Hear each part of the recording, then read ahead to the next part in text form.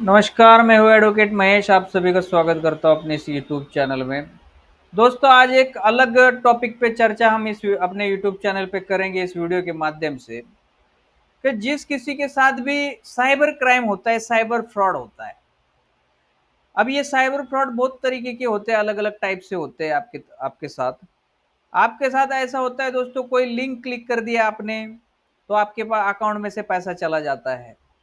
आपके साथ ऐसा भी हो जाता है, लिंक क्लिक कर दिया, कोई ऐप, थर्ड पार्टी ऐप आपके आप अकाउंट में डाउनलोड, आपके मोबाइल में डाउनलोड हो गया और फिर वो ऐप डाउनलोड होने की वजह से फिर आपके बैंक के सारे पैसे आपके चले गए। तो ये जो थर्ड पार्टी ऐप या फिर फोन पे वगैरह, गूगल पे जो भी फ्रॉडस्टर्स ओटीपी के जरिए आपका बैंक में से जो पैसा निकाल लेते हैं, उसके ऊपर आज एक स्पेशल वीडियो में बनाने जा रहा हूँ। और इसमें एक लोन का भी फ्रॉड है दोस्तों, वो भी साइबर का क्राइम में जाता है। आजकल मेरे को ऐसे फोन भी आ रहे हैं और ऐसा मेरे एक क्लाइंट भी है, उनकी भी एक स्टोरी यहाँ पे मैं आपको शॉर्टकट में बताऊंगा। और उसके ये जो साइबर फ्रॉड में जो पैसे चले जाते हैं, तो इसकी लाइबिलिटी किसकी रहती है? जो थर्ड पार्टी सॉफ्टवेयर ओटीपी जो द्वारे वगैरह पैसा निकाल लेते हैं आपके अकाउंट में से, तो इसकी लाइबिलिटी क्या होती है? इसकी जिम्मेदारी बैंक की कितनी होती है, आपकी कितनी होती है? जैसे इतने सारे पैसे चले जाते हैं, आप साइबर क्राइम कंप्लेंट भी कर देते हो, पुलिस स्टेशन में एफआईआर भी लॉन्च कर देते हो, बैंक में भी कंप्लेंट करते हो, पर आपका पैसा आने में थोड़ा सा वक्त लग जाता है या फिर कई कई बार डिले, बहुत ज़्यादा डिले हो जाता है। तो आज इस वीडियो में मैं आपको ये जो सुप्रीम कोर्ट की जो ऑर्डर है, स्पेशल लीव पिटीशन में जो ऑर्डर की गई है, और उससे पहले ये स्पेशल लीव पिटीशन की जो गुवाहाटी जो हाई कोर्ट है, वो हाई कोर्ट का जो डिसीजन है उसके बेसिस पे ये स्पेशल लीव पिटीशन जो है दर्ज कर दी गई थी। और वो जो सुप्रीम कोर्ट ने निर्णय इस स्पेशल लीव पिटीशन में दिया था, वो निर्णय में आपको यहाँ पे मैं आज सारा पढ़ के मैं दिखाऊंगा। और उसके जो साइबर क्राइम में जो आपका अकाउंट में से पैसा चला जाता है, बड़े बड़े अमाउंट चले जाते हैं, तो उसमें आरबीआई की गाइडलाइंस क्या है? और स्पेशली इसमें zero liability of a customer, मतलब अगर आपका पैसा बैंक में से चला भी जाता है तो इसकी लाइबिलिटी आपकी नहीं रहेगी, वो लाइबिलिटी पूरी बैंक की रहेगी और वो बैंक ने पैसा भर के दे देना है। ये सारी डिटेल्स मैं आज इस वीडियो में बताने जा रहा हूँ दोस्तों। ये वीडियो बहुत ही इंपॉर्टेंट हो जाने वाला है। बहुत लोगों को ये जानकारी नहीं रहती है, साइबर फ्रॉड में उनके पैसे चले जाते हैं और फिर बाद में रोते रहते हैं कि पैसा चला गया, बाद में किस जगह पे रिकवर करना, कैसे रिकवर करना है, उनको पता ही नहीं रहता। अब यहाँ पे कस्टमर की जीरो लाइबिलिटी है, जो कस्टमर की लाइबिलिटी नहीं है। ये जो आरबीआई की गाइडलाइंस है, यहाँ पे मैं आपको पढ़ के दिखाऊंगा। और पहले एक यहाँ पे हम केस डिस्कस करेंगे दोस्तों। जो साइबर फ्रॉड एक कस्टमर, एक जो यहाँ पे इस केस में जो पल्लव भौमिक, ये जो पिटिशनर थे, इनके साथ क्या हुआ था कि साइबर फ्रॉड हो गया था। और इस साइबर फ्रॉड में इनके अकाउंट में से क्या थे दोस्तों, पैसे चले गए थे। थर्ड पार्टी जो है ऐप जो है उनके मोबाइल में डाउनलोड हो गया था। और इसके डाउनलोड होने के बाद जो ओटीपी के जरिए जो साइबर जो फ्रॉड स्टर रहते हैं, उन्होंने क्या है उनके बैंक में से पैसा काट लिया था। अब ये स्टोरी है, इस जजमेंट को मैं अच्छे से यहाँ पे पढ़ के दिखाऊंगा। ये आप अभी अच्छे से पूरा ये वीडियो देख लेना दोस्तों। द गुवाहाटी हाई कोर्ट का ये जजमेंट है और इसी जजमेंट से रिलेटेड ये जो स्पेशल लीव पिटीशन है, सुप्रीम कोर्ट का डिसीजन है, ये जो गुवाहाटी हाई कोर्ट का जो जजमेंट है उसी को कंटिन्यू सुप्रीम कोर्ट के ऑर्डर में जो है कंटिन्यू किया गया है, ये आरबीआई की गाइडलाइंस की हवाला देते हुए। अब आगे पढ़ते हैं दोस्तों, ये क्या है, इसमें स्टोरी क्या है, ये स्टोरी मैं आपको बताने जा रहा हूँ। अब पूरा जजमेंट तो बहुत ज्यादा बड़ा है, ठीक है, पर मैं इसमें आपको स्टोरी क्या है, ये स्टोरी मैं आपको शॉर्टकट में यहाँ पे बताऊंगा। अब यहाँ पे देखिए दोस्तों, ये स्टेट बैंक ऑफ इंडिया का केस है और ये पल्लव भूमिक करके ये जो है पिटिशनर है, इनके बैंक अकाउंट में से जो है पैसा चला गया था। और ये स्टेट बैंक का जो है उनका जो है अकाउंट था, तो ये स्टेट बैंक को इन्होंने क्या कर दिया है, पार्टी बना दिया है। अब यहाँ पे हुआ क्या था, अब इस केस में हुआ क्या था, ये यहाँ पे हम पढ़ने जा रहे हैं। देखिए, heard Mr. Parvez Learner, Council of the Apple, and also heard the Mr. Pallab Bhumik, respondent number one. In the person, in person, Hazarika Learner Council of respondent number two, and ये so and so. ठीक है. The intra count appeal in directed to against the judgment and order dated 30/9/2005 passed by the single judge W with petition so number so and so, where the learner single judge has set aside the order dated passed on the Ombudsman Reserve Bank of India directed to Apple and deposit the 94,000 for only in the bank account of the petitioner with liberty to recover amount from respondent 3. अब यहाँ पे हो गया क्या था, ये जो respondent देखिए यहाँ पे रिस्पोंडेंट क्या है, ये स्टेट बैंक ऑफ इंडिया क्या है, पिटिशनर है यहाँ पे। अब इनके खिलाफ जो क्या था, जो निचले वाले जो कोर्ट है उन्होंने क्या कर दिया था, इनके खिलाफ ऑर्डर दिया था कि इनको जो पल्लव भूमिक है, इनको जो है 94,000 जो इनका साइबर क्राइम में पैसा चला गया है, ये पैसा आप इनको लौटा दो। अब ये स्टेट बैंक आ गई किसके पास, गुवाहाटी हाई कोर्ट के पास आ गई और उन्होंने बोला कि ये जो ऑर्डर गलत हो गया है, हमारे खिलाफ हो गया है, इसको आप सेट असाइड करो। तो यहाँ पे होता क्या है देखिए, तो in the fact brief facts क्या है इस केस के, यहाँ पे हम पढ़ेंगे। The brief fact of the case are the respondent number one petitioner is having a saving bank account bearing number so and so, SBI bank के अंदर इनका अकाउंट था। He had made the online purchase of some garments for the Louis Philippe store, which he wanted to return and get back money money get back on 18/10/2021। 2021 में ये respondent ने क्या किया था, कुछ गारमेंट्स ऑनलाइन मंगाए थे, कुछ कपड़े वगैरह उन्होंने ऑनलाइन मंगाए थे। ये लुइस फिलिप स्टोर करके है, इनके द्वारा इन्होंने मंगाए थे। और इनको क्या करना था, ये कपड़े मान लो पसंद नहीं आए हैं, तो इन्होंने क्या करना था, ये परचेज जो उनका जो है वो रिटर्न करने के लिए इन्होंने क्या कर दिया था, उन्होंने एक रिक्वेस्ट इनके पास किया था 18/10/2021 को। दो रिस्पोंडेंट नंबर एक petitioner had received a call from fraudsters who was later identified as the respondent number 4, namely Popendra Kumar from state of Uttar Pradesh, and posing himself as a consumer care manager of the Louis Phillips. The respondent number 3 fraudster had asked the petitioner to download the mobile app. अब ये जो fraudster थे, इन्होंने पहले तो garment बेचे, अब garment ऐसे बेचे कि वो खराब थे, और गारमेंट खराब आने के बाद उन्होंने क्या कर दिया था, रिटर्न लेने के लिए रिक्वेस्ट डाला किया कि आप इसको रिटर्न लिया जाए। तो ये फ्रॉस्टर लोगों ने क्या किया, इनको जो है एक मोबाइल ऐप डाउनलोड करवाया। अब बहुत सारे लोगों के साथ यही होता है, देखो दोस्तों, एक मोबाइल ऐप डाउनलोड करवाया, proposing purpose of making refund of 4,000 rupees only in lieu of return garment earlier purchased by him। इन्होंने क्या बोला, एक मोबाइल ऐप हमारा जो है आप डाउनलोड करिए, वहां पे जो है आप रिटर्न का जो है आप ऑर्डर इनिशिएट करिए, और फिर हमारे जो ये जो पिटिशन यहाँ पे जिन्होंने पिटिशनर है हमारे, जिन्होंने ये पिटिशन फाइल की थी कि एसबीआई बैंक के खिलाफ, जो पहले वाले के इसमें बोला गया है, तो इन्होंने क्या किया था, ये मोबाइल ऐप डाउनलोड किया था, और मोबाइल ऐप डाउनलोड करने के बाद ये मोबाइल ऐप ही फ्रॉड था। अब इसमें हुआ क्या, some thereafter some of rupees 94,000 only was shipped off from the bank account of respondent number एक बाय, और यहाँ पे स्लैश करके पिटिशनर दिया है, मतलब जो ओरिजिनल पिटिशनर है, और इस गुवाहाटी हाईकोर्ट में क्या है, ये रिस्पोंडेंट है। ठीक है, by 3 separate online transaction and of amount, total पैसा इतना चला गया था। अब कैसे कैसे चला गया था, एक बार 64,000 निकाल दिया समथिंग, और उसके बाद निकाल लिया आपका 30,186 रुपीज।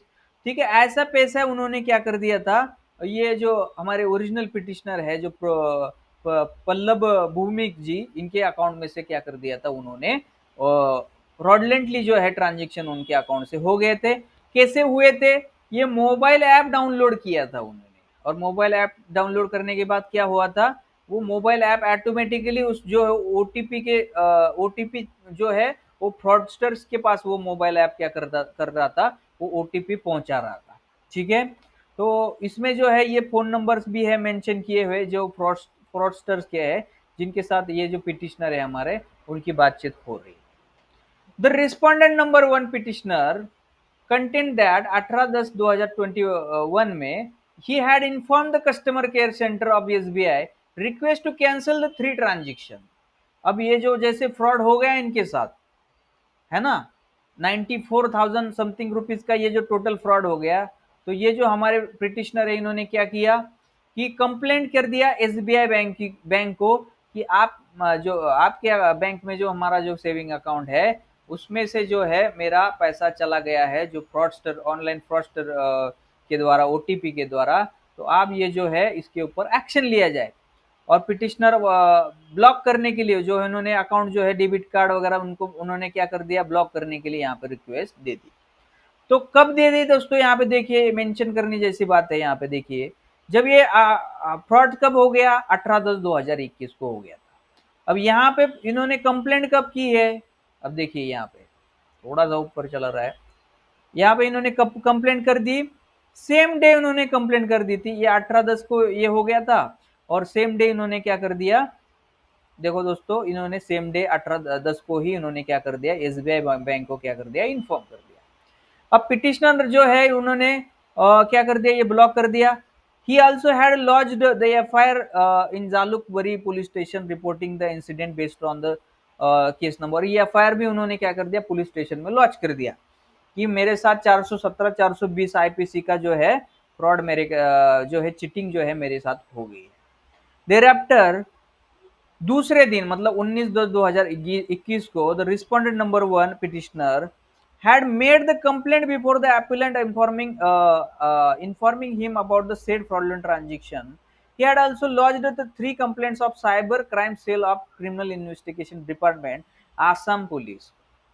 अब इन्होंने 3 साइबर क्राइम कंप्लेंट जो है उन्होंने कर दी कि मेरी इतने इतने अमाउंट जो है मेरी बैंक से जो है फ्रॉडलेंटली जो है निकाले गए हैं। तो यहाँ पे उन्होंने जो है साइबर क्राइम में जो ही कंप्लेंट भी इन्होंने क्या कर दिया था, लॉन्च कर दिया था। अब ये था दोस्तों इसका स्टोरी, जो फ्रॉड कैसे किस तरीके से हो गया, तो आप सब लोगों को यहाँ पे पता चल गया होगा। तो ये हुआ था ऐसे, ये उनके साथ इंसिडेंट। बट यहाँ पे क्या है, बैंक ने क्या बोला, the bank was not liable to compensate as a fraud took place due to negligence of the petitioner।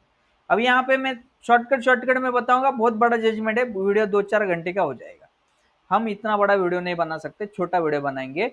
अब यहाँ पे क्या है, बैंक ने हमारी लाइबिलिटी ही नहीं है, ऐसा जो नेग्लिजेंस है जो पिटिशनर के द्वारा मतलब जो प्रपल्लव भूनिक जी है उनके द्वारा हो गया है, ऐसा एसबीआई बैंक ने इनको बोल दिया कि हम इससे पैसा लौटा नहीं सकते। ठीक है, तो ये चले गए पिटिशनर अपने यहाँ पे गुवाहाटी हाईकोर्ट में आ गए।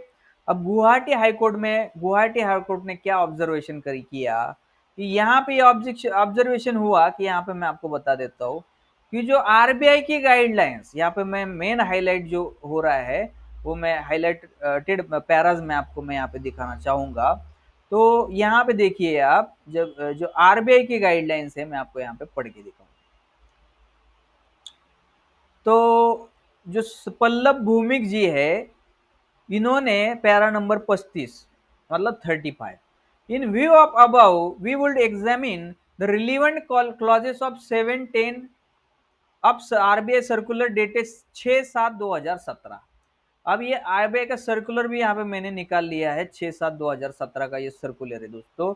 अब ये यहाँ पे दिखा रहा है 6/7/2017 का सर्कुलर है। ये सर्कुलर इन्होंने क्या कर दिया, और जो गुवाहाटी हाईकोर्ट ने क्या किया, एग्जामिन किया, और इसमें ये बोला गया कि जो 7 से 10 जो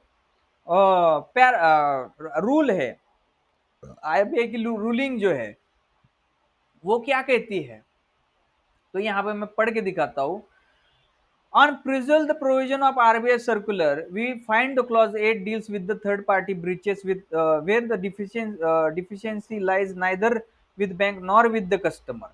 अब यहाँ पे क्या है, जो क्लॉज नंबर जो 8 है ये बोलता है कि जो deficiency lies neither on bank और नॉर और कस्टमर, मतलब जो अगर ऐसा कोई फ्रॉड होता है द थर्ड पार्टी के द्वारा, अभी यहाँ पे थर्ड पार्टी मतलब ऐप इंस्टॉल करके फ्रॉड हो गया था ना, तो ये लोग यहाँ पे क्लॉज 8 क्या बोल रहा है आरबीआई सर्कुलर का कि अगर थर्ड पार्टी के द्वारा डिफिशियंसी हो रहा है और उसमें बैंक भी जिम्मेदार नहीं है और कस्टमर भी जिम्मेदार नहीं है, ठीक है, ये यहाँ पे सिस्टम जिम्मेदार है। तो as held by the learned single जज to which we are in agreement with that third party breach is not defined by expression under the RBI circular dated 6/7/2017. However, the reading of Chapter 8 appear that case of an authorized electronic banking transaction occurred due to the third party breaches where the deficiency neither leaves with the customer or bank, customer liability will be zero. The fraudulent transaction is reported within 3 working days. अब यहाँ पे मैं आपको shortcut में बताऊंगा ये क्या बोलता है ये प्यारा। यहाँ पे आरबीआई की जो सर्कुलर जीरो लाइबिलिटी की जो पॉलिसी है, यहाँ पे मैं ये ओपन कर देता हूँ आपके सामने आरबीआई की गाइडलाइंस। देखो यहाँ पे दोस्तों आपको आरबीआई की गाइडलाइन जो है जीरो लाइबिलिटी ऑफ कस्टमर, इसको थोड़ा मैं आप पे बड़ा करूंगा, अब यहाँ पे आपको दिखने में थोड़ा सा अच्छे से लेगा। जीरो लाइबिलिटी ऑफ कस्टमर क्या बोल रहा है, यहाँ पे ये बोल रहा है the third party breach where the deficiency lies neither with bank और nor with customer but lies either elsewhere in the system and the customer notify the bank within 3 days of receiving the communication from bank regarding the unauthorized transaction। अब अगर ऐसा transaction हम 3 days के अंदर, दोस्तों समझ लीजिए इस बात को, अगर ऐसा कोई fraudulent transistor third party app द्वारा या फिर ओटीपी द्वारा आपके साथ फ्रॉडलेंट ट्रांजेक्शन हो जाता है और आप 3 दिन के अंदर अगर बैंक को इन्फॉर्म कर देते हैं, तो ये आरबीआई क्या बोलते हैं, आरबीआई सर्कुलर ये बोलता है zero liability of customer. Customer की यहाँ पे कोई भी लाइबिलिटी नहीं है, कस्टमर को कोई भी पैसा देना नहीं है, ठीक है। ये लाइबिलिटी किसकी रहेगी, बैंक की रहेगी दोस्तों। यहाँ पे आगे आपको पढ़ेंगे तो बहुत ज्यादा बड़ा रहेगा। अब यहाँ पे मैं आगे पढ़ता हूं, तो क्लॉज नंबर 9 यहाँ पे पढ़िए। Clause number 9 deals with reversal timeline of zero liability limited liability by of customer in the case of unauthorised electronic banking transaction. It would be the discretion of the bank waive of any other liability even case negligence of the customer। अब यहाँ पे क्या है दोस्तों, ये clause 9 ये बोलता है reversal time of zero liability, मतलब अगर आपके साथ फ्रॉड हो जाता है, आप 3 दिन के अंदर बैंक को इन्फॉर्म कर देते हैं कि ऐसा इनलीगल अनऑथराइज्ड ट्रांजेक्शन हमारे बैंक अकाउंट में से हुआ है, तो बैंक को क्या करना चाहिए, क्लॉज नंबर 9 क्या बोलता है कि बैंक को ये करना चाहिए, on being notified by the customer the bank shall credit the amount involved in unauthorised electronic transaction to the customer account within 10 days from the date of such notification by the customer. अब यहाँ पे क्या बोला गया कि जैसे आप inform करते हैं, जिस दिन आप इन्फॉर्म करते हैं तो उसके ठीक 10 दिन पहले 10 दिन के अंदर आपको क्या करना है, जो कस्टमर का जो फ्रॉडलेंट ट्रांजेक्शन की जो अमाउंट है वो आपको रिटर्न करवानी है उसके अकाउंट में, क्योंकि ये लाइबिलिटी जो है बैंक की है, यहाँ पे कस्टमर की लाइबिलिटी नहीं है, ठीक है। अब यहाँ पे without waiting for the settlement of insurance claim, अगर आप बोलेंगे इंश्योरेंस चल रहा है, ये चल रहा है, वो चल रहा है, फलाना दिमकाना, तो आपको ऐसे कोई भी कारण जो है कस्टमर को बताने नहीं है, आपको सीधा सीधा उनका जो है क्लेम जो भी अमाउंट है उनका रिफंड उनको बैंक के अंदर उनको करना है। बैंक में also at their discretion decided to waive off any customer liability in case of unauthorized electronic banking transaction even in the case of customer negligence the credit shall be validated for to be as of the date of unauthorized transaction। अब ये क्या बोलता है, ये वही बोलता है कि आपको कस्टमर की नेग्लिजेंस भी हो जाएगी। मान लो कस्टमर ने अनऑथराइज ऐप उन्होंने डाउनलोड किया, उन्होंने गलत तरीके से उनसे ओटीपी लिया गया, ठीक है। अब कोई भी अपने अकाउंट में ऐसे पैसा निकालने के लिए खुद ही अपना ओटीपी नहीं दे देगा ना, किसी को भी पैसा हमारे अकाउंट में से निकालने के लिए कोई भी ओटीपी देगा क्या, ऐसा ओटीपी कोई भी अपने आप से नहीं देगा। वो एक फ्रॉडलेंट ही जो है एक एक्टिविटी रहती है थर्ड पार्टी की, जहां से वो क्या हो जाता है, उनका पैसा जो है निकाल लिया जाता है। यहाँ पे आप उस कस्टमर की नेग्लिजेंस आप नहीं बताइए, ठीक है। कि कस्टमर की नेग्लिजेंसी थी तो इसीलिए वो पैसा चला गया और हम इसके लिए लायबल नहीं है, बैंक ऐसा नहीं बोल सकती। देखो दोस्तों, ये इतना ज्यादा सिंपल है, जितना मैं आपको करके बता रहा हूँ इतना ज्यादा सिंपल आपके लिए भी है। तो आपको जीरो लाइबिलिटी है, 3 डेज के अंदर जीरो लाइबिलिटी है। अब ये जो जजमेंट है दोस्तों, जो गुवाहाटी हाई कोर्ट का, इसमें मैंने ये सारी चीजें आपको, ये सारी चीजें लिखी है। तो ये गुवाहाटी हाई कोर्ट का जो निर्णय है, इसमें यही बोला गया कि जो कस्टमर का जो पैसा है वो आप क्या करिए, रिटर्न दे दीजिए। जो 94,000 समथिंग जो भी पैसा है वो आप जो है बैंक, जो है एसबीआई बैंक, आप उनको रिटर्न दे दीजिए, क्योंकि इसमें कस्टमर की लाइबिलिटी नहीं है। तो ये हो गया क्या, ये जो एसबीआई बैंक वाले ना दोस्तों, ये चले आए अपने सुप्रीम कोर्ट के पास। अब ये गुवाहाटी हाई कोर्ट में उनको पसंद नहीं आया निर्णय वहां का, ठीक है, वो चले कहाँ पे आए, सुप्रीम कोर्ट में चले आए।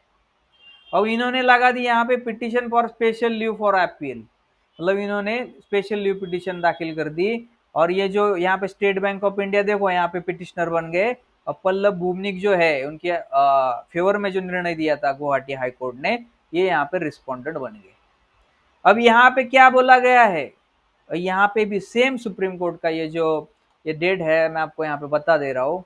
ये कौन सा है, 3/1/2025 का जो ये ऑर्डर है सुप्रीम कोर्ट का, और रिकॉर्ड ऑफ प्रोसीडिंग, ठीक है दोस्तों, ये सुप्रीम कोर्ट का एक ऑर्डर है। तो इसमें यही बोला गया कि we also take the notice fact that within 24 hour of the fraudulent transaction of the customer, respondent number 1 herein brought to notice to the bank. मतलब कस्टमर, जो कस्टमर था उसका उसका तो उन्होंने तो 24 घंटे के अंदर ही आपको समझाया था, आपको नोटिफाई किया था कि हाँ आपके बैंक में जो है मेरे अकाउंट में से पैसे चले गए हैं, है ना। तो ये नोटिफाई करने लायक है। We accept the customer the account holders also to remain extremely vigilant and see to it that the OTPs generated are not shared by with any third party in a given situation, and in the fact of circumstances of some case, it is the customer also who could be held responsible for the being negligent in some way of another other। मतलब यहाँ पे क्या था, एक third party app उन्होंने जो है install कर दिया था, और थर्ड पार्टी के जरिए क्या कर दिया था, ओटीपी जो है शेयर कर दिया गया था। और फिर ये जो क्या कर गया हुआ था, जो फ्रॉड जो है उनके साथ हो गया था। बट जो सुप्रीम कोर्ट ने ये भी बताया कि कस्टमर की जो नेग्लिजेंस भी इसमें नहीं होनी चाहिए, मतलब उस कस्टमर खुद ही ओटीपी दे रहा है, वहां से मांग रहे, यहाँ से ये ओटीपी दे रहे, तो ऐसा भी नहीं उनके साथ होना चाहिए, अदर वे से उनको लेना नहीं चाहिए। अगर मान लो उनके साथ फ्रॉड हो रहा है, तो वो फ्रॉड आपको अगर 3 दिन के अंदर वो मान लो बैंक को बताते हैं, उसका साइबर क्राइम कंप्लेंट भी कर देते, सारी चीजें कर रहे, तो आपने क्या करना है, उन्होंने जो है उनको पैसा जो है आज पर आरबीआई गाइडलाइंस सर्कुलर के हिसाब से आपको उनको रिटर्न देना ही देना है। The special leave petition is accordingly dismissed.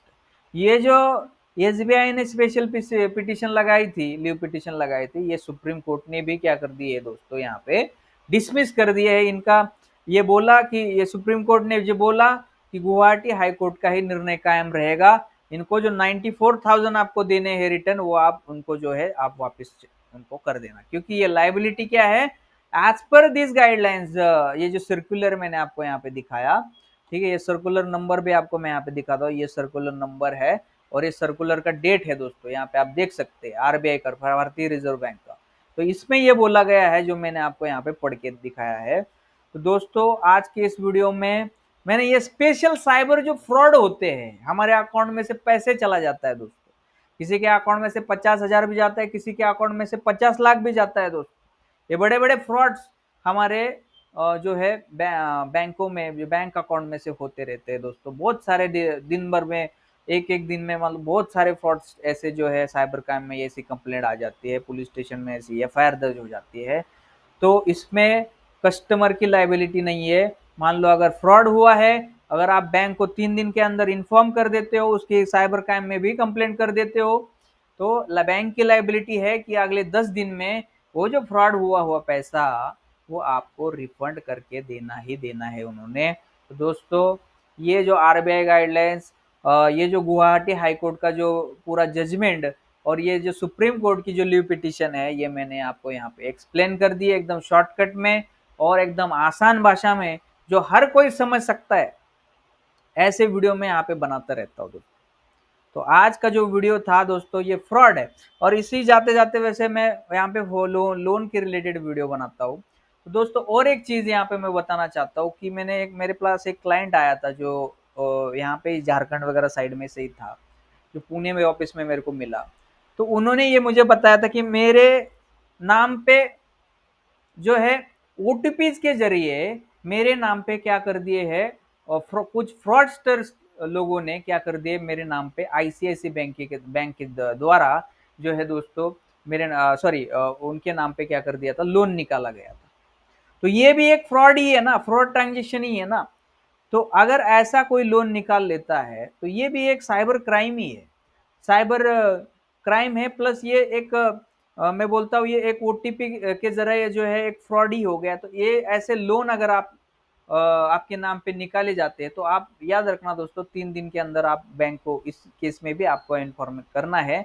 और इस केस में भी as per this RBI guidelines और ये जो सारा गुवाहाटी हाई कोर्ट का जजमेंट, सुप्रीम कोर्ट का जो ऑर्डर है, इसके हिसाब से वो भी पैसा जो है आपको रिफंड मिलना चाहिए दोस्तों। तो दोस्तों लोन के केसेस में भी ऐसी सारी फ्रॉडलेंट लोन जो है लोगों के नाम ओटीपी के जरिए लोगों के नाम पे निकाले जाते हैं, तो दोस्तों इसमें भी ये लागू होना चाहिए। तो मैंने ये एक्चुअली ये साइबर क्राइम जो के लिए जो वीडियो मैंने आज मैंने बनाया है, जो लोन के जरिए ओटीपीज के जरिए लोन निकाल लेते हैं या फिर अमाउंट डिडक्ट कर लेते हैं, तो ये आपके साथ आप सब लोगों के साथ अगर होता रहेगा तो ये हेल्पफुल वीडियो जो है दोस्तों आपके काम में आने वाला है।